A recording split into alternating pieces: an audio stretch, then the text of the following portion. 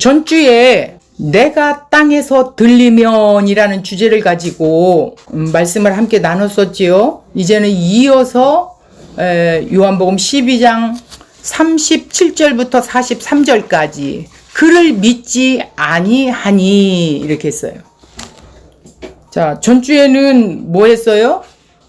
27절부터 말씀하셨던 것이 내가 땅에서 들리면 하면서 들린다라는 게 뭐예요? 뭐라고 그랬죠?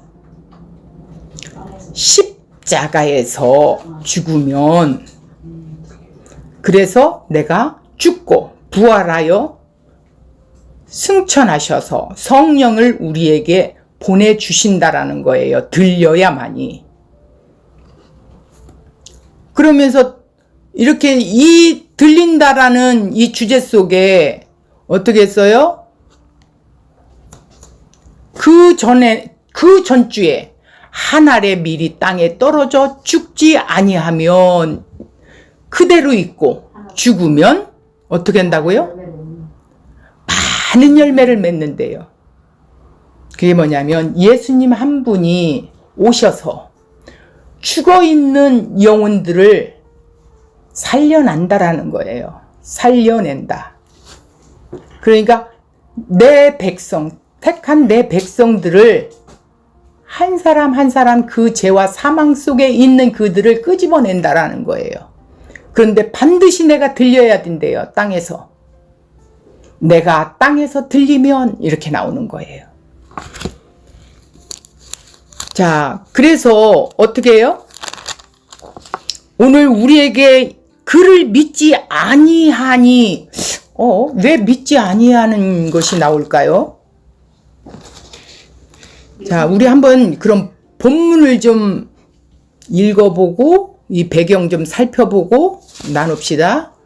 자, 37절 예수께서 시작. 예수께서 이 말씀을 하시고 그들을 떠나서 숨으시니라.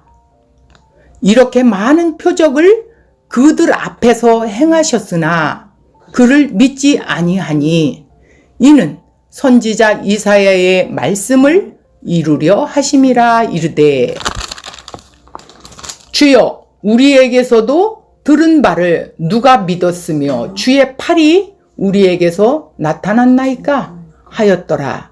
그들이 능히 믿지 못한 것은 이 때문이니 곧 이사야가 다시 일렀으되 그들의 눈을 멀게 하시고 그들의 마음을 완고하게 하셨으니 이는 그들로 하여금 눈으로 보고 마음으로 깨닫고 돌이켜 내게 고침을 받지 못하게 하려 함이라 하였음이더라. 이사야가 이렇게 말한 것은 주의 영광을 보고 주를 가리켜 말한 것이라. 그러나 관리 중에도 그를 믿는 자가 많은데 바리새인들 때문에 드러나게 말하지 못하니 이는 출교를 당할까 두려워함이라. 그들은 사람의 영광을 하나님의 영광보다 더 사랑하였더라. 이 내용을 살펴보면, 자, 여기서 예수님께서 이 말씀을 하시고 어떻게 그들을 떠나가서 숨으셨다라는 이유가 뭐냐 이거예요. 자, 왜 숨었을까? 그들은 많은 표적들을 보고 예수를 따랐기 때문이에요. 이렇게 많은 표적을 그들 앞에서 행하셨으나 그를 믿지 않으니까 숨으신 거예요. 왜 그래? 이유가 있다라는 거예요. 예언을 성취하기 위해서. 이사야 선지자를 통해 말씀했었던 그 말씀이 이루어지게 하기 위해서 그들이 깨닫지 못하는 거예요. 왜? 하나님이 그냥 그들의 완악함을 내버려 두신 거야. 왜 내버려 뒀어요? 그냥 하나님 완악하게 한 것이 아니라 그냥 완악한 대로 그냥 내버려 뒀어. 그걸 보고 우리가 흔히 그렇게 말했지요. 유기견. 유기견은 내버려 두어 주인이 없어. 네 맘대로 살아. 그러니까 이들도 완고한 그대로 내버려 둔 거야. 그게 40절에 눈이 멀게 하고, 또 41절에 보면 이사야 선지자의 그 예언했던 내용이 그대로 성취되게 하기 위해서라는 거예요. 근데 여기에서 관리 중에도 그를 믿는 자가 많대. 관리 중이라는 건 뭐냐면 이들은 공회원 중 믿는 자들이 있다라는 거예요. 공회원 내에 그 관리자들이 있다라는 거예요. 그런데 이 바리새인들 때문에 드러내게를 못해. 못 들어줄 거야. 밥 줘. 이 사람이 메시아인 거는 이 표적을 통해서 알 수 있어. 그런데 성경이 말하는 믿음이 아니라는 거야. 예수를 믿는다라는 거야. 메시아라는 걸 믿는다라는 거야. 근데 이들은 육신의 메시아를 구하고 있죠. 근데 마찬가지로 성령이 오시지 아니하였기 때문에 제자들 역시 예수님을 따라다니지만 그 순간들은 성령이 오시기 전까지는 이렇게 다 믿고 있었어요. 우리도 그랬어요. 성령이 오기 전까지는 우리도 그랬어요. 근데 오늘날 어떻게? 교회 안에서도 성령이 내게 없는데도 불구하고 있는 것처럼 착각하고 그냥 교회 생활하는 사람이 있어요. 내 마음대로 사는 것이 성령이 없는 거지요. 근데 내 마음대로 살다가도 깨닫고 어머나 이거 아니네. 주님 내가 또 살았네요. 내가 죽어야 하는데 내가 또 살았네. 나는 이미 죽은 자인데요. 이렇게 일어날 수가 있는데 이 내버려 둔 사람들은 그냥 종교 행위를 하고 있을 뿐이겠지요. 그래서 오늘 그를 믿지 아니하니 이 말씀이 주제예요. 그러니까 당국자들 속에서도 많은 사람들이 믿지만 뭐한다? 예수를 성경에서 말하는 믿는 믿음은 아니다. 믿음이 아니라는 거예요. 그렇기 때문에 목숨 앞에서는 두려워하는 거예요. 사람 앞에서는 두려워하는 거예요. 왜? 내 육신을 사랑하기 때문에. 내 육신을 사랑하는 자는 어떻게 한다고요? 나를 믿지 않는 거지. 예수님을 믿지 않고 생명을 얻는 자가 아니죠. 근데 나를 미워하는 자는? 나를 미워하는 자는? 예수님을 따르는 자. 생명이 있는 자지요. 미워하기 때문에 예수님을 따를 수가 있어요. 왜? 죽음 앞에서도, 사람 앞에서도, 사람 볼까봐 막 두려워갖고, 아이고. 맞아. 공부하는 것도 막, 아이고, 어떡한데야. 아이고, 보면 어떡해. 여기 왔다 갔다 하지 마세요. 아니, 하나님 말씀이 진리인데, 왜 이렇게 두려워해요? 바로 이들이 그랬어요. 왜? 출교당할까봐. 쫓겨난 거 무서워서요? 종교 행위 하지 말라는 거예요. 이렇게 지금 이 배경을 살펴봤지요. 문제는 그런 믿음은 예수를 믿는 믿음이 아니다. 그러면 나는 어떤 믿음을 가졌는가 한번 오늘 원고를 통해서 자세히 한번 좀 살펴보겠습니다. 자, 요한복음은 7개 표적을 통해 어떻게 했어요? 예수가 구약에 약속된 생명을 주러 오신 그리스도라고 이렇게 강조하고 있죠.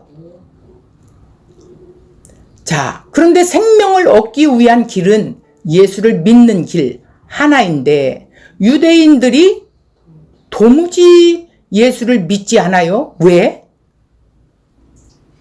육신을 위해서 살고 있기 때문에. 육신을 위해서 예수를 믿는다고 하고 하나님을 믿기 때문에 이유인직이에요, 그것이. 그런데 성경이나 무슨 7가지 표적에는 생명을 주러 오신 그리스도를 강조하고 있거든요. 그리스도가 뭐예요? 하나님의 아들 구속자라고 그랬잖아. 예수 그리스도 원자 내 백성을 저들의 죄 가운데서 원자적자 구원하실 자요. 그분에게만 생명이 있다라는 거야. 그래서 그리스도라는 거야. 그 직임을 갖고 이 땅에 오신 거예요. 근데 이게 첫째, 둘째를 나눠서 한번 우리가 좀 살펴볼게요. 첫째 이유는 사람들은 생명에 관심이 없기 때문에 그래요. 생명에 관심이 없어, 그런 사람들은. 믿지 않는 자의 특징이 생명에는 관심이 없어. 관심이 없는 건지 모르는 건지 사람들의 관심사는 언제나 현실의 삶이 나아지는 일에 집중하고 있죠. 현실에 복덩이 그렇지 않아요? 이거 해야 되고 저거 해야 되고 하다 보니까 세월은 가고 예수는 멀어지고 그런데 막 양다리 걸쳐서 이것도 해야 되겠고 저것도 해야 되겠고 그죠? 그러다 보니까 아니 하나님이 나를 부르신 목적이 몰라. 그래서 말씀이 채워져서 그 말씀이 어느 날 나를 인격적으로 탁 부딪혀 만나게 될 때 그때 주여 두 손을 들고 이 죄인이 여기 있습니다. 이제 나는 죽은 자요 내가 사는 것은 그리스도와 함께 사는 자입니다라고 고백하는 그날이 올 때가 있을 것입니다. 영혼이 죽어있는 인간은 자신이 숨쉬고 있는 한 자신의 죽은 자라는 사실을 절대로 인식하지 못해요. 왜? 나 육신이 숨쉬고 있는데 내가 왜 죽은 자야? 내가 왜 죄인이야? 성령이 없기 때문에 알 수 없어요. 그때는 몰랐어. 이러한 인간의 생명을 주러 오신 예수님을 믿는다는 일은 아예 불가능하지요. 불가능해요. 유대인들이 기다렸던 그리스도는 뭐예요? 현실의 불행에서 자신들을 구원해주는 그리스도였어요. 자, 지금 내가 홍수가 나서 물에 막 떠내려 간다고 생각해 보세요. 그러면 사람 살려 하겠지요. 근데 그걸 몰라. 떠나려 가는 건지 뭐 하는 건지 정신을 잃어놓은 건지 몰라. 그럼 그냥 떠내려 가는 거예요. 물처럼. 여기가 좋사오. 근데 내가 정신을 차려서 보면 내가 떠내려 가고 있네.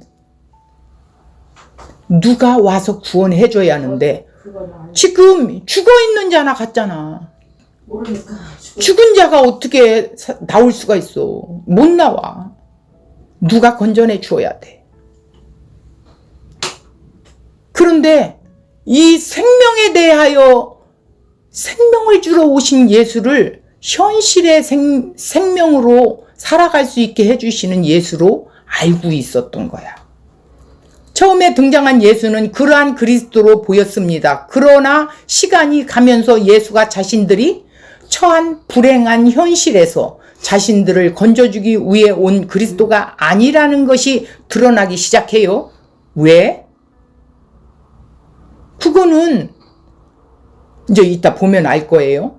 표적을 행하는 예수에게는 환호했지만 입을 열어 말씀을 전하는 예수에게는 언제나 등을 돌렸던 것입니다. 왜 그래요? 그들이 죽은 자이기 때문에 못 들어요. 보지를 못해요. 자, 두 번째 이유는 뭘까요? 그들의 잘못된 구원관이에요. 이 구원관을 어떻게 보느냐? 근데 잘못된 구원관으로 보고 있어요. 유대인들은 율법을 갖고 있는 민족이죠.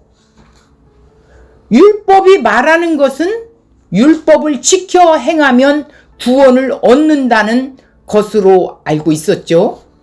이들의 자신들의 조상들이 율법을 지키지 않았기 때문에 하나님의 징계를 당했던 사실을 잘 알고 있어요. 그래서 그러한 전처를 받지 않는다고 율법을 지켜 행하는 일에 죽기 살기 힘쓰고 있었어요. 이런 그들에게 천국은 의인이 가는 곳이라고 알게 됐어요. 그런데 예수님은 자신이 의인을 부르러 온 것이 아니래. 죄인을 불러 회개시키러 왔다고 말을 하네. 구원의 길은 자신을 믿는 거라고 주장하는 것이에요. 예수님 자신이 구원의 길이래요. 그런데 율법을 힘써 행하는 일에 앞장서 있고 그런 자들이 특히 바리새인들에게는 이러한 예수는 그리스도일 수가 없지요.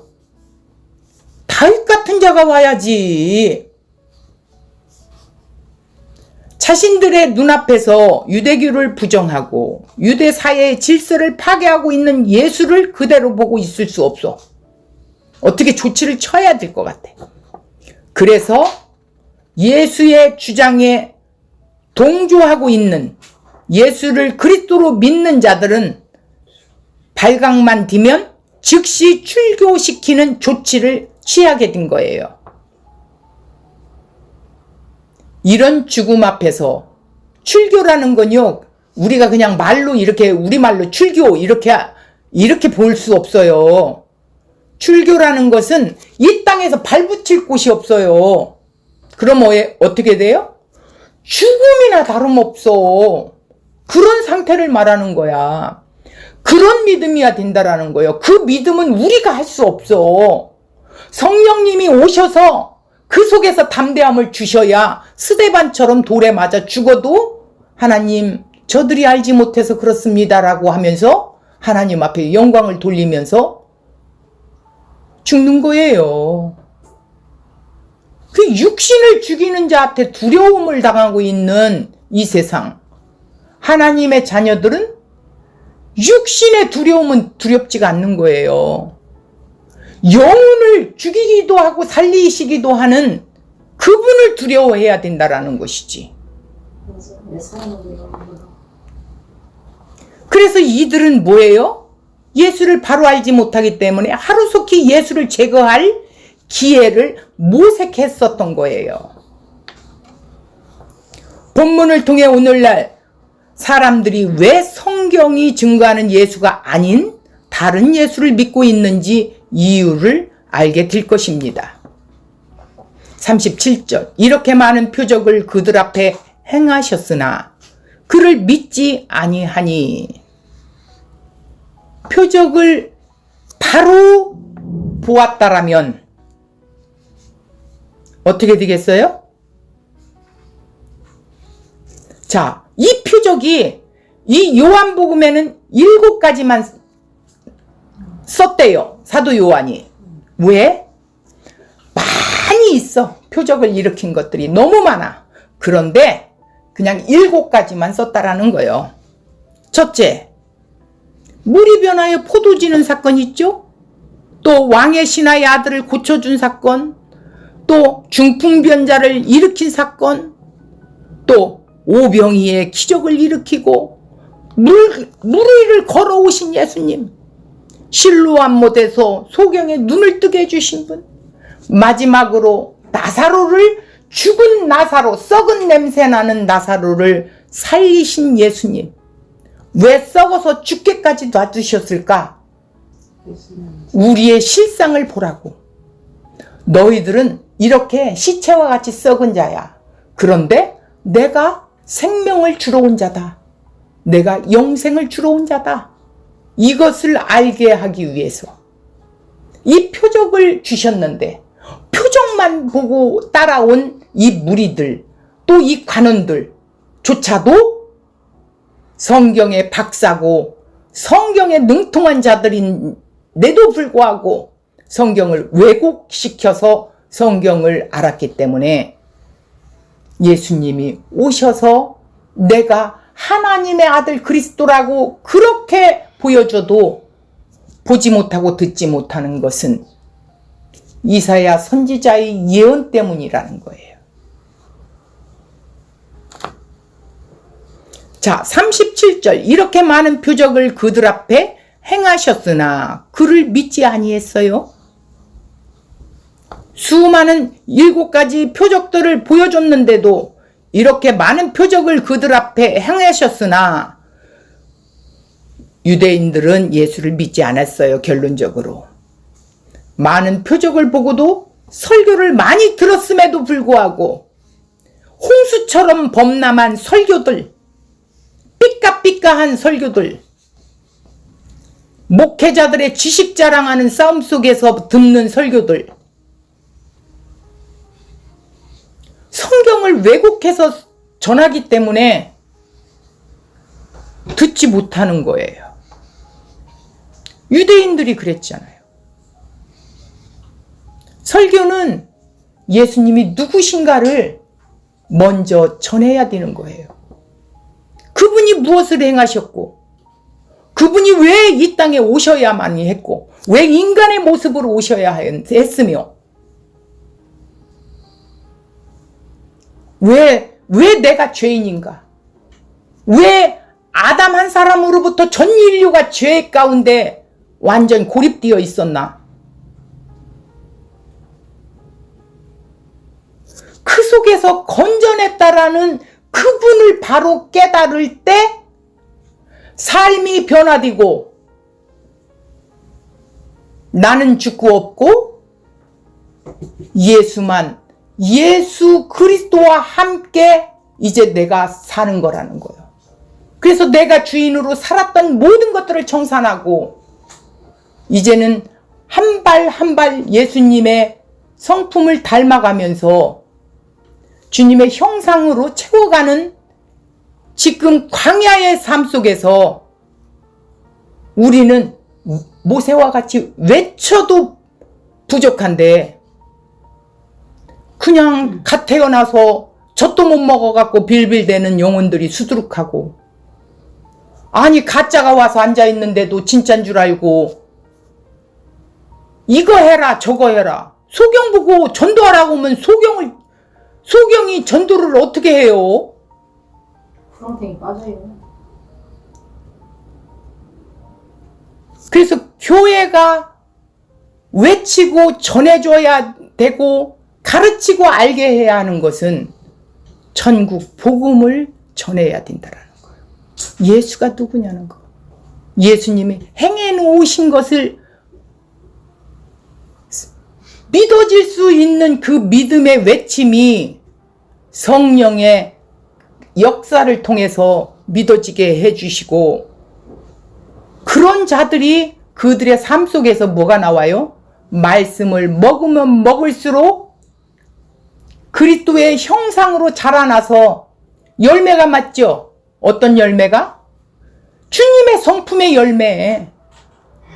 그 성령의 9가지의 열매가 맺혀지게 되는 거예요. 그런 자들이 하나님 앞에 영광을 돌리는데, 영광 돌리는 게 우리는 뭐라고 해서 이 세상에 잘 되는 걸 가지고 아이고 우리 아들 서울대 가서 하나님께 영광을 돌린다고. 그 영광을 돌리는 건지 그거는 한참 생각해 봐야 됩니다. 영광을 돌린다라는 것은 죄에서 승리하는 것이 영광을 돌리는 거예요. 예수님이 십자가를 지신 것이 승리하신 거예요. 우리도 나는 날마다 죽고 예수님만이 드러나는 것이 영광을 돌리는 거예요. 이게 구원을 이루어가는 거거든요. 자, 내가 지금 내 앞에 있는 친구와 사소한 일로 다툼이 일어났어요.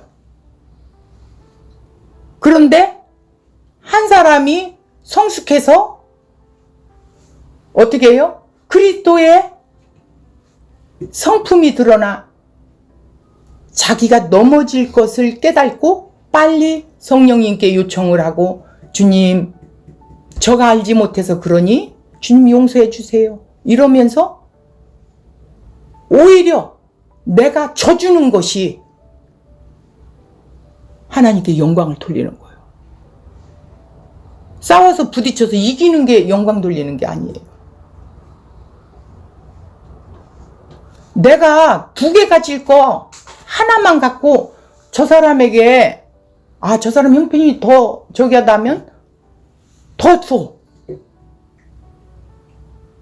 이게 주님한테 하는 거예요. 그렇기 때문에 주님 저는 한 게 없습니다. 이렇게 겸손하게 나와지는 거야. 근데 우리는 이제 더 말씀으로 자라가서 예수님의 성품이 우리에게 채워지면 채워질수록 이 열매가 맺어져 나가겠죠. 그런데 태어나지도 않았는데 열매 맺으세요. 이렇게 살아야 합니다. 저렇게 살아야 합니다. 뭐들 하십시오. 그게 잘못됐다라는 게 아니에요. 은혜로 하란 말이에요. 은혜로. 그 은혜를 깨달은 자들은 하지 말라고 해도 하게 되어 있고 12 제자들을 보면 처음에는 부인하고 현실을 바라보며 살았지만 성령이 와서 눈을 열어주고 길을 열어주니까 어떻게 했어? 주님, 저는 십자가를 바로 지고 죽을 수가 없어요. 저는 차라리 거꾸로 매서 가는 게 낫겠네요. 그러면서 자신을 미워하는 자가 된다라는 거예요. 그런 자가 복음을 가진 자라는 거예요. 믿는다라는 걸 우리는 너무 쉽게 생각하는 거예요. 그러니 이들에게는 이런 많은 표적과 많은 설교들을 들었음에도 불구하고 예수를 믿지 않는다라는 것. 믿는다라는 게 얼마나 우리가 생각하는 그 관념하고 성경이 말하는 관념하고 틀려요. 사람들은 표적을 보면 예수를 믿는 거라고 생각하지만 성경은 이러한 생각을 여지없이 무너뜨리죠. 예수님같이 말솜씨가 탁월한 인간은 없습니다. 그러나 예수님의 탁월한 설교에 설득되어 예수를 그리스도를 믿는 사람은 단 한 사람도 없었어요. 자, 예수님이 탁월하게 지금 설교를 했어요. 담대하게 했습니다. 죽음도 두렵지 않게 했어요. 근데 그들이 들었어요? 아니요. 표적이나 말솜씨로 죽은 자가 생명을 얻게 되는 일은 없습니다. 주님은 생명을 주러 오신 분입니다. 이 생명을 얻게 된 자는 자신에게 생명이 없음을 인식하는 자들이 어떻게 해요? 생명을 가진 자들이에요. 나는 생명이 없는 자였구나. 이런 나를 예수님의 그 생명이 내게 오지 않고는 나는 죽은 자야. 이걸 볼 줄 아는 자. 자신의 죽은 자라는 것을 보고 있는 자라면 생명을 주러 오신 예수님의 말씀의 귀가 열려지겠죠. 이스라엘 백성은 율법이 주어져 있었기 때문에 이 율법을 통해 생명을 주러 오신 그리스도를 알아볼 수 있었어요. 자, 여기서 잘 들으세요. 하나님께서 율법을 주신 이유는 그 율법을 통해 자신이 죄 아래 죽은 자라는 것을 보게 해주기 위해서였는데 어떻게 했어요? 율법을 자기 의를 쌓는 수단으로 오해한 것이에요. 율법을 잘 지켰으니까 내 의로 쌓아놓은 거야. 이게 오해된 거라는 거야. 율법은 죄인을 그리스도에게로 인도하는 뭐라고요? 손가락과 불과하다. 이렇게 표지하는 표지판과 불과하다. 표적도 마찬가지예요. 율법은 몽학선생이라고 했잖아요. 안내해주는. 예수님께로 안내하는 것밖에는 안 돼요. 그런데 그들은 그리스도가 아닌 손가락만 보고 있었던 거예요. 율법을 지켜 행함으로 자기 의를 쌓는 길로 나아갔던 것입니다. 스스로 생명의 길을 차단하고 있었죠. 근데 이들은 차단했다라는 조차도 알 수가 없어요. 살아난 자가 아니니까. 유대인들이 예수를 믿지 못했던 이유는 뭐예요? 하나님께서 주신 그 율법을 엉뚱한 용도로 사용했기 때문입니다. 주님, 나는 이 율법을 지킬 수 있는 자가 아니에요. 도무지 지킬 수 없는 자입니다라고 고백을 했어야 되는데, 그래, 이걸 잘 지켜야 돼요. 우리 선조들 이거 못 지켜서 그걸 우리가 듣고 보았잖아. 이렇게 생각한 거예요. 그들은 율법을 통해 자신들이 의를 행할 수 없는 죽은 자라는 것을 알고 있어야 했는데 그렇지 못했다라는 거예요. 하나님의 어린 양으로 등장하신 예수를 믿고 예수의 이름을 힘입어 생명을 얻을 수 있었던 것은 뭐예요? 그 예수님을 바로 알 때만.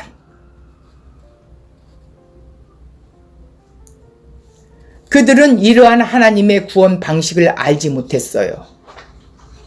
생명을 주러 오신 그 예수의 이름을 힘입어서 생명을 주러 오셨다라는 그분을 알지 못했어요.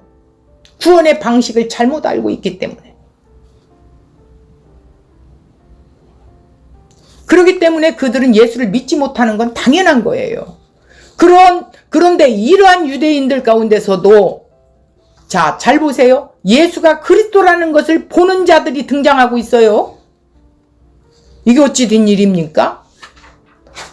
어떤 이는 예수를 알아보지 못하고 어떤 이는 예수를 알아보고 예수를 믿음으로 생명을 얻는 일이 벌어져요. 이것은 오늘날도 마찬가지입니다. 그 이유가 무엇일까요? 그 다음 구절에 그 답이 있어요. 38절. 이는 선지자가 이사야의 말씀을 이루려 하심이라. 가로되 주여 우리에게 들은 바를 누가 믿었으며 주의 팔이 네게 나타났나이까 하였더라. 그러니까 이사야서 53장 1절에 보면 우리의 전하는 것을 누가 믿었느뇨? 여호와의 팔이 네게 나타났느뇨? 인용하는 것입니다. 그러니까 이사야 선지자가 하나님의 말씀을 외치고 또 외쳐도 믿는 자들이 없었다는 것입니다. 주의 팔. 자, 주의 능력을 말하는 거죠. 팔이라는 건 사람의 마음의 눈을 열어 복음을 깨닫게 하시는 능력을 가리키는 거예요. 이 이사야의 예언과 같이 예수님을 믿는 자들이 그때에 별로 많지 못하였다라는 거예요. 39절 40절을 보면 그들이 능히 믿지 못한 것은 이 때문이니 이렇게 나와요. 그러면서 곧 이사야가 다시 일렀으되 40절 그들의 눈을 멀게 하시고 누가 멀게 했어요? 하나님이 그들의 마음을 완고하게 하셨으니 이는 그들로 하여금 눈으로 보고 마음으로 깨달고 돌이켜 내게 고침을 받지 못하게 하려 함이니라 하였음이었더라. 자, 여기서 40절을 읽어보면 뭔가 이상하다는 생각이 들 것입니다. 의뢰가 많을수록 불신앙을 고집하는 37절 원인은 그들이 택함을 받지 못한 사실에 있다라는 거예요. 우리가 이 원리를 현재에 믿지 않는 모든 사람에게 다 적용할 것은 아닙니다. 그 이유는 그들 중에 믿을 자도 있기 때문이죠. 다 몰아서 그렇게 보지는 못한다라는 거지요. 언제 하나님이 어느 시점에 그를 택할는지는 아무도 모르기 때문에 우리는 듣든지 아니 듣든지 전해야 되겠지요. 이 말씀의 뜻은 하나님께서 선한 인간들을 강팍하게 만드셨다는 것이 절대 아닙니다. 인간이 하나님을 반역하는 거로 하나님께서 그들을 악화되는 대로 그냥 내버려 두셨다라는 의미예요. 그냥 내버려 둔 거예요. 이스라엘이 믿지 못하는 것은 하나님이 그들의 눈을 멀게 하시고 그들의 마음을 완고하게 하셨기 때문이라고 말합니다. 그런데 그 이유가 그들의 눈으로 보고 마음으로 깨닫고 돌이켜 고침받지 못하게 하기 위해서라는 거예요. 쉽게 말하면 하나님이 그들의 구원을 막고 계셨다라는 뜻입니다. 우리는 이러한 하나님을 이해할 수 있습니다. 우리가 이해하는 하나님은 우리의 구원을 위해서 일하시는 분이기 때문입니다. 베드로후서 3장 9절 주의 약속은 어떤 이의 더디다고 생각하는 것과 같이 더딘 것이 아니라 오직 너희를 대하여 오래 참으사 아무도 멸망치 않고 다 회개하기에 이르기를 원하시느니라. 이 말씀에서 오해 소지가 엄청 다분하게 있어요. 이 말씀만 이렇게 뚝 띄면은 어떻게 한다고요? 다. 이 세상 모든 자를 구원한다라는 거예요. 그러면 예수님이 올 필요가 없지요. 하나님은 분명 회개하고 구원받기를 원하시는 분이 아니십니까? 자, 그런데 어떻게 해서 고침을 받지 못하도록 눈을 멀게 하시고 마음을 완고하게 하셨다라는 것입니까? 우리가 고침받지 못하도록 막으시는 하나님을 이해할 수 있을까요? 과연 하나님이 고침받을 것을 막지 않으셨다면 인간은 스스로 고침받고 여호와께 돌아올 수 있었을까? 생각해야 할 것입니다. 그래야 하나님 때문에 구원받지 못했다는 말을 하지 않을 것이 아니겠어요? 자, 창세기에 보면 하나님은 선악과를 먹는 인간으로 인해서 잘 들으세요. 창세기 창조하시는 하나님은 선악과는 인간으로 인해서 선악과를 먹은 그 인간으로 인해서 생명나무를 감추어 버리셨어요. 그건 뭐냐면 구원을 막고 있었다라는 거예요. 천사와 화영검으로 그 길을 지키고 그 누구도 구원을 얻을 수 없도록 하나님이 막으시고 계심을 말해주고 있다라는 거예요. 다시 말해서 하나님께서 그 길을 열어주지 않으시면 누구도 구원을 얻을 수 없다는 것을 말해주는 거예요. 그럼 구원은 누구에게 있어요? 하나님에게 있어요. 하나님이 마음을 완고하게 하시고 눈을 멀게 하셨다는 것도 같은 의미입니다. 인간은 그 누구도 하나님이 그 마음을 고쳐주시고 눈을 뜨게 하지 않는 이상 스스로 깨달을 수 없고 하나님을 볼 수도 없는 존재임을 명시하고 있는 거예요. 누구든 스스로 마음만 먹으면 하나님을 믿을 수 있다고 말한다면 그는 믿음이 없는 자로 증명될 수밖에 없습니다. 믿음이 없는 자지요. 성경이 말하는 믿음은 그것이 선물이라고 말씀하셨어요. 그래서 그 선물은 주는 자가 있어야 돼요. 예수님의 3년간 공생애에 통해서 증거되는 것도 바로 그것입니다. 예수님이 세상에서 3년간 공생애를 보내셨습니다. 말씀을 가르치고 기적을 보이셨어요. 그러나 예수님의 죽으심으로 증거된 것은 누구 하나 예수를 믿지 않았습니다. 3년간의 예수님의 일이 실패하신 것이 아니라 처음부터 그것을 목적으로 하여 일하셨다라는 것이 아닙니다. 그걸 목적해서 일하신 것이 아니에요. 말씀을 가르치시면서도 믿을 것을 기대하신 것이 아니에요. 너희는 이렇게 말해도 믿지 않을 자다. 염두에 두었습니다. 자, 하나님의 부르심을 받고 이제 세상에 가서 하나님의 말씀을 전하겠다고 하는 이사야에게 네가 전하는 말을 세상은 하나도 이해하지 못할 거야.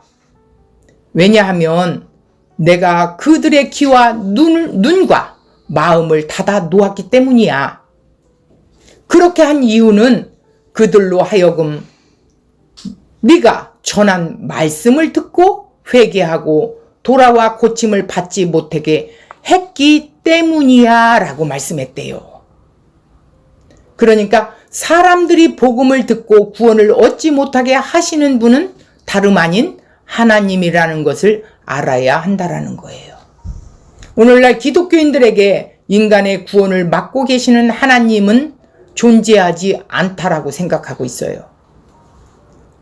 그들이 알고 있는 하나님은 모든 사람이 구원을 받기를 원하시는 착한 하나님이라고 생각하고 있어요.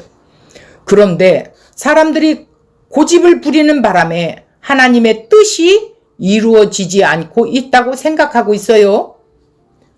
이들은 사람들이 구원을 받고 못 받고 하는 것은 자신들의 손에 달려 있다라고 이렇게 착각하고 있기 때문이에요.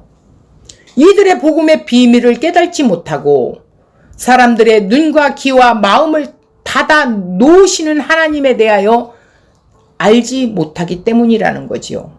이들이 알고 있는 하나님은 오직 사람을 구원하시기를 원하시는 하나님으로만 봤어요. 디모데전서 2장 4절 하나님은 모든 사람이 구원을 받으며 진리를 아는 데 이르기를 원하시느니라 이렇게 했어요. 자, 여기서도 보세요. 사람들은 이 구절을 인용해서 하나님은 이 세상 모든 사람이 구원받기를 원하시는 분이라고 말씀하고 있어요.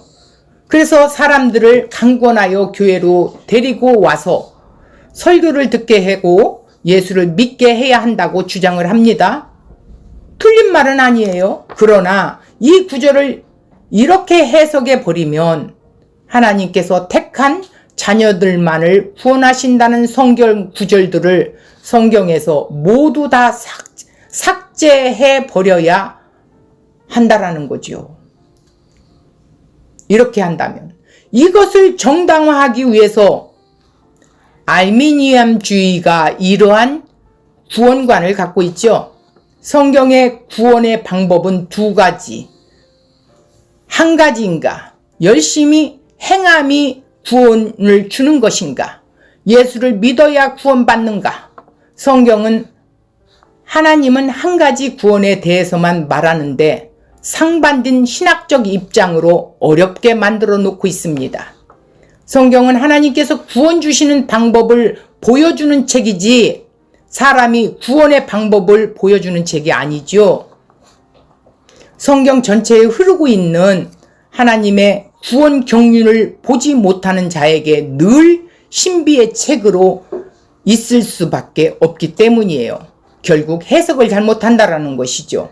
어느 성경 구절은 한 번 구원받으면 영원히 잃어버리지 않는다고 말하고 어느 성경 구절은 받은 구원도 잃어버릴 수 있다고 말하는 것처럼 보이기도 합니다. 이렇게 하나님의 구원 경륜을 이 경륜이라는 건 뭐예요? 새하늘 새 땅을 만드신 하나님의 그 목적 가운데서 어떻게 하나님의 그 계획, 경륜을 말하는 거예요. 보지 못하고 있는 사람들은 늘 자기 구원에 대해 불안해하면서 마음의 안식을 누리지 못한 채 신앙생활을 할 수밖에 없습니다. 이들의 특징은 평생 교회에 매여서 신앙생활을 하게 될 수밖에 없지요.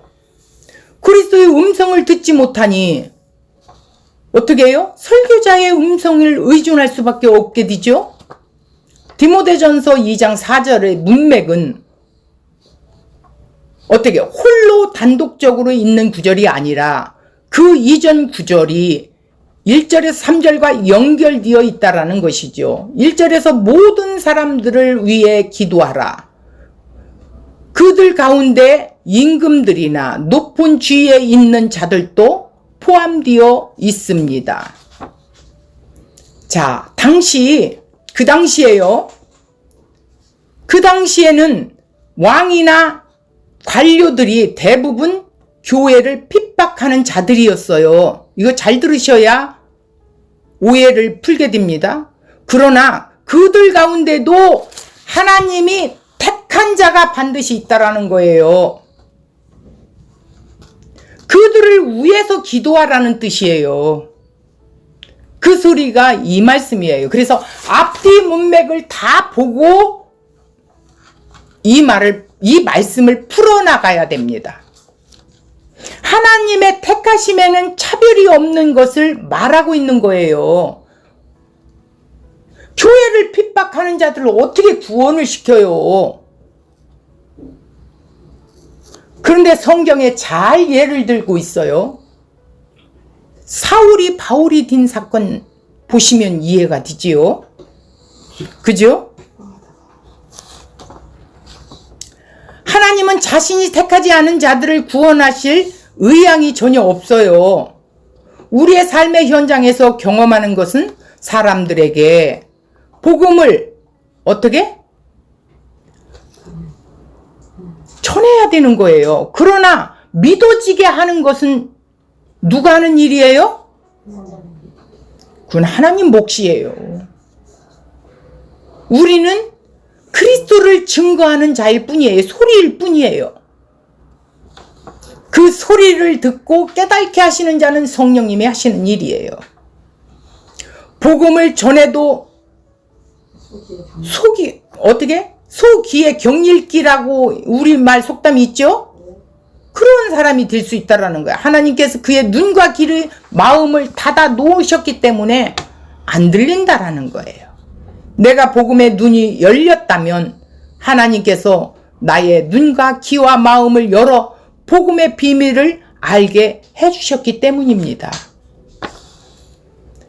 고린도서 4장 4절 그 중에 이 세상에 신이 믿지 아니하는 자들의 마음을 혼미케 하여 신이 뭐예요? 사단이죠? 이 세상 신은 사단이에요. 혼미케 하여 그리스도의 영광의 복음의 광채가 비치지 못하게 함이니 이렇게 나와요. 그리스도는 하나님의 형상이라. 자, 여기서 사단이 하는 일은 사람들의 마음을 미혹해 하는 거예요. 그리고 참 복음을 말하게 하는 것이 아니라 다른 복음을 믿게 하는 일을 하게 만들어요. 그러나 하나님의 택한 자녀들에게는 사단의 이러한 일이 적용되지 않아요. 성령이 탁 들어오시기 때문에. 하나님께서 어떤 방식으로든 그들의 귀를 열어 복음을 듣게 하시고 복음 안에서 그리스도와 연합한 자로 만들어 놓으시는 것이에요. 이것이 하나님의 일이에요. 자, 여기서 42절 그러나 관리 중에도 그를 믿는 자가 많대. 그를 누구예요? 그를이? 예수지요. 예수를 믿는 자가 많대. 관리 중이래요. 공회원 중에. 그런데 바리새인들 때문에 드러나게 말하지 못하니 이유가 있어요. 이는 왜냐하면 출교를 어떻게 한다? 당할까 두려워함이라. 생존의 삶이 두려워서 드러내지 못하는 거야. 이것이 성경이 말하는 다른 복음을 믿는 자들이에요. 그러니까 참된 복음을 가진 자들은 출교를 당하든 죽음을 당하든 무엇이 나를 와서 억누르든 두려워하지 않습니다. 할 말은 할 수 있습니다. 관리들 가운데서도 예수를 믿는 자들이 많이 있어요. 유대 최고 지도자들의 모임인 사내들이 공회원을 말합니다. 그들 가운데 예수가 하나님이 보내신 그리스도라는 것을 믿는 자들이 많았다는 것입니다. 그러나 바리새인들 때문에 자신들의 믿음을 드러내지 못하고 말하지 못하는 거예요. 왜? 출교를 당할 것을 두려워하기 때문에. 출교당하는 것이 얼마나 두려운 건지 목숨과 같은 거라는 거예요. 출교를 당하면 아무것도 할 수가 없어요. 직장도 잡을 수가 없어요. 그러면 생존에 시달리겠지요? 그러기 때문에 안 돼요. 지금까지 예수가 행한 말들과 행한 표적들을 보면 그들은 예수가 그리스도라는 것을 알고 있었던 거예요. 문제가 있어요. 이 문제는 뭐냐면 예수를 믿는 자들을 출교 조치하고 있는 강경한 바리새인들이 있었기 때문입니다. 유대 사회에서 출교 조치를 당하는 것은 그날로 유대 사회에서 삶이 끝난다라는 의미예요. 죽음과 같지요? 그래서 이를 두려워하며 믿음을 감추고 있었던 것입니다. 이들은 하나님을 아는 자들이 아니라는 거예요. 믿음을 가진 자가 아니라는 거예요. 구원받는 믿음이 아니라는 거예요. 그러니까 이 믿음이라는 것을 우리가 왜곡하면 안 돼요. 이런 믿음을 가진 자들은 그들이 볼 때 탈락된다고 하겠죠. 이런 걸 보고. 그런데 하나님이 성경이 말하는 믿음은 그런 믿음이 아닙니다. 생명을 담보하는 믿음이에요. 예수님 뭐라 그랬어요? 나를 따르려거든, 나를 믿으려거든이에요. 근데 종교인들은 그런 거 상관없잖아요. 종교 열심만 하면 되잖아요. 교회 열심히 해서 으쌰으쌰 하고 내가 감투 하나 썼으니까 열심히 해야 되고, 그것을 한다면 그것을 왜 합니까? 그러니까 그런 믿음을 가진 자는 가짜 믿음이라는 거예요. 지식적인 믿음이라는 거예요. 이런 믿음은 귀신들도 다 믿어요. 예수가 하나님의 아들인 거 알잖아요. 고백하잖아요. 아는 믿음은 아니에요. 따르는 믿음이야 돼요. 누구든지 나를 따르려거든. 너를 부인하라는 게 뭐예요? 나를 미워한다라는 건 나는 없습니다. 그리고 십자가를 지라는 건 뭐예요? 나는 이미 예수님과 함께 십자가에 죽은 자예요. 그리고 이제 그 주님의 길을 가는 거예요. 이게 믿음이라는 거예요. 이런 믿음을 가진 자는 탈락 안 되죠. 잘못 가르치니까 이런 말이 나오는 거예요. 유대인들은 태어나면서부터 문화적 하나님을 아는 지식을 갖고 있는, 그리고 그들이 그렇게 지식으로 성장을 해요. 그러나 그들의 하나님의 아는 지식은 학습을 통한 지식에 불과해요. 학습으로는 안 된다라는 거예요. 이런 사람들이 하나님 영광 위에 자신의 삶에 손해가 되는 일을 하겠어요? 절대 불가능합니다. 이러한 이스라엘의 신앙관이 오늘날 기독교인들의 신앙관과 별반 다르지 않을 거라는 거예요. 내가 복음을 알고 나니까 내 모습이 그런 모습이었었던 것을 보게 되었던 거예요. 사도 바울이 고백한 것처럼 내가 전에는 율법으로는 얼마나 내가 열심히 한 줄 아냐? 또 헬라 문화권에 나는 한 자리 있는 자야. 내 배경이 이런 거야. 이랬는데 예수님을 인격적으로 만나고 나서는 이 모든 것들을 배설물 여겼다라는 게 뭐예요? 나라는 존재가 없다라는 거예요. 내 의를 드러내면 안 되잖아요. 예수님이 의만이 드러나야 되니까. 그래서 그 복음의 길을 갔다라는 거예요. 예수님을 따랐다라는 거예요. 예수 믿는 믿음 안에서 우리는 모든 율법을 완벽하게 지킨 자로 간주해 주신 하나님의 구원을 갖고 있어요. 예수를 믿는 믿음 안에서는, 잘 들으세요. 우리는, 이렇게 예수 믿음 안에 있는 우리는 어떻게 한다고? 모든 율법을 완벽하게 지킨 자로 하나님이 간주해 줬다라는 거야. 예수의 의로 말미암아.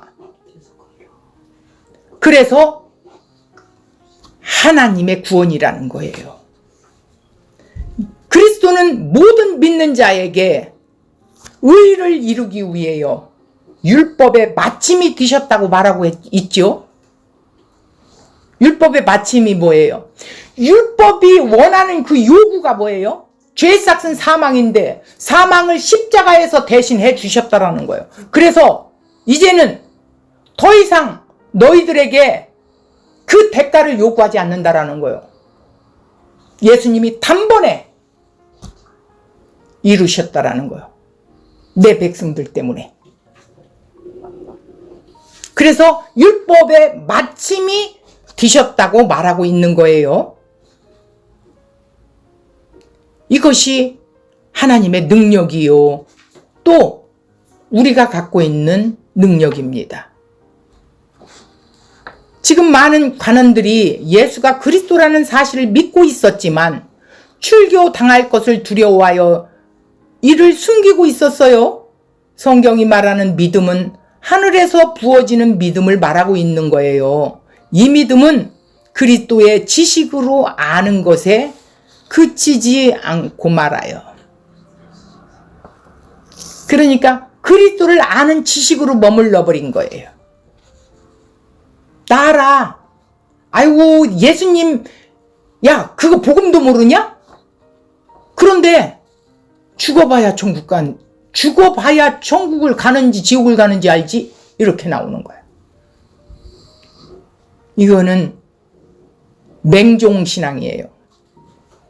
그리스도를 자신의 생명의 주로 바라보게 하는 능력으로 우리 안에서 역사하는 믿음이 성경이 주는 믿음이에요.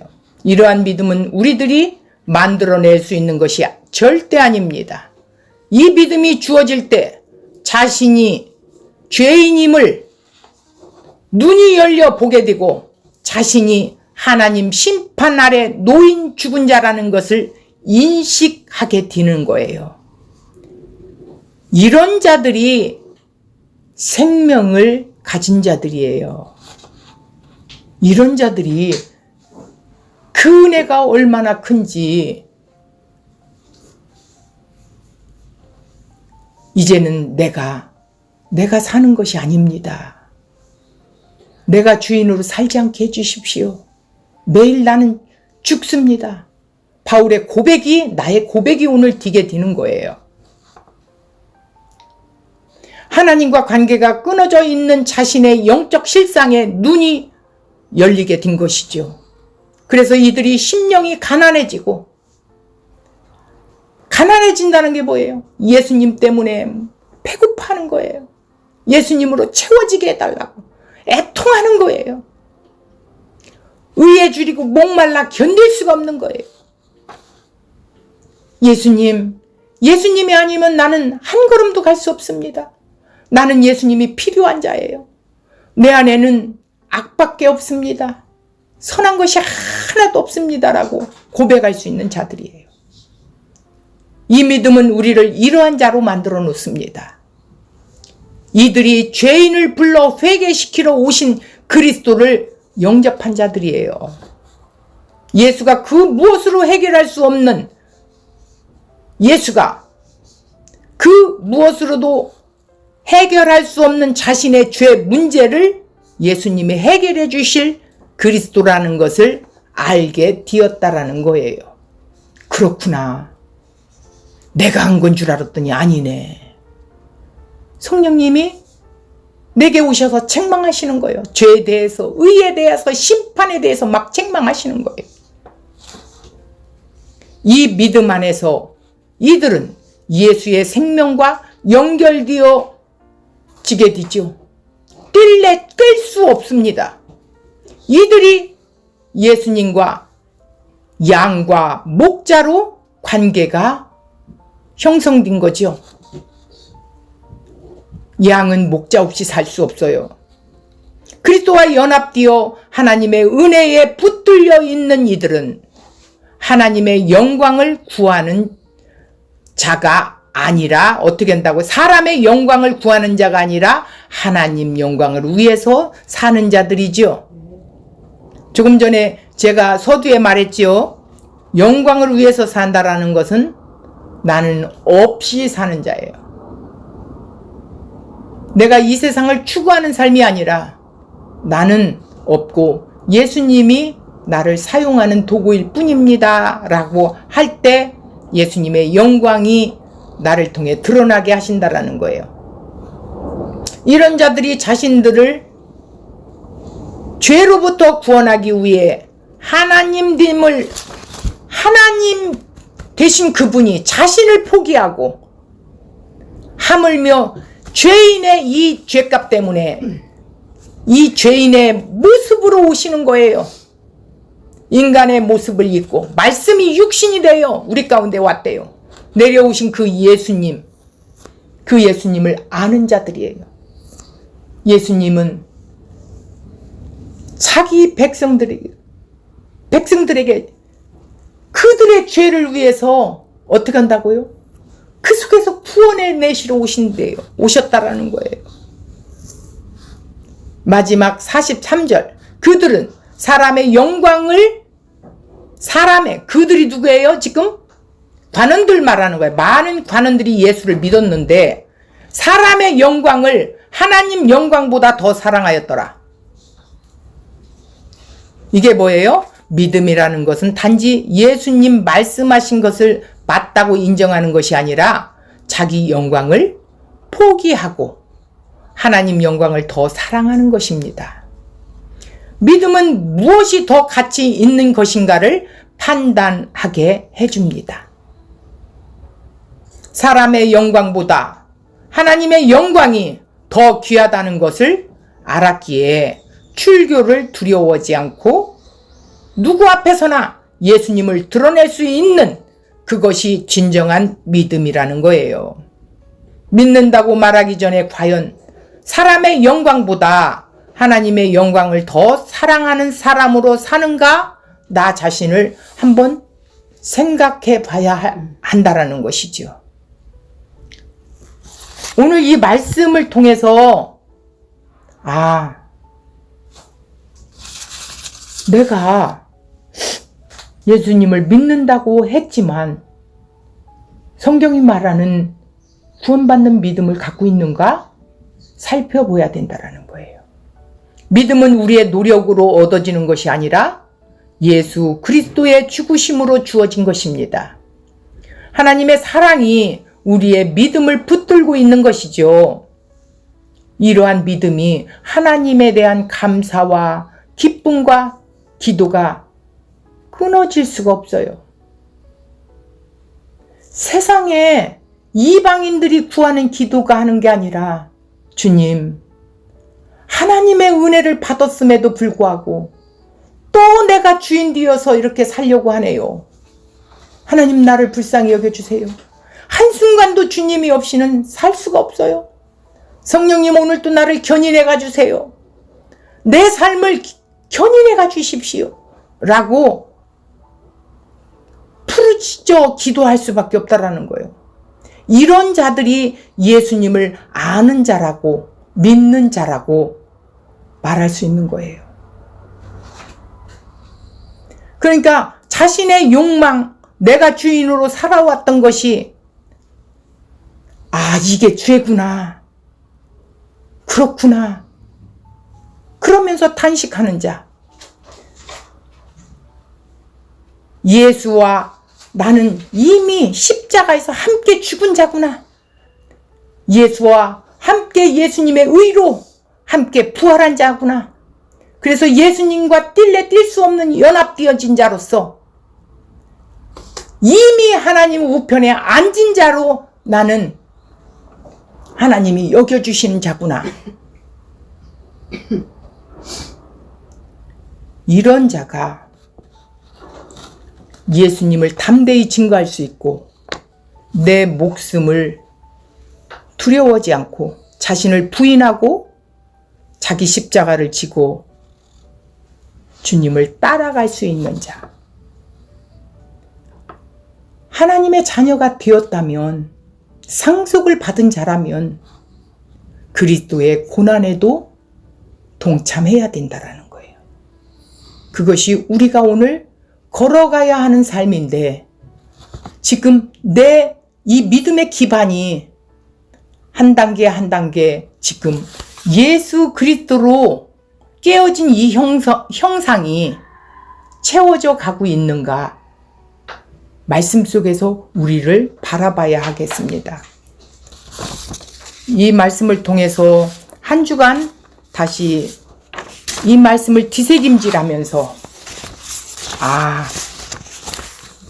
내가 알고 있는 믿음이 잘못되었는지, 내가 지금 가기는 가는데 어느 곳에 있는지 한번 체크해 보시기 바랍니다. 오늘 이 말씀으로 마치겠습니다. 수고했습니다.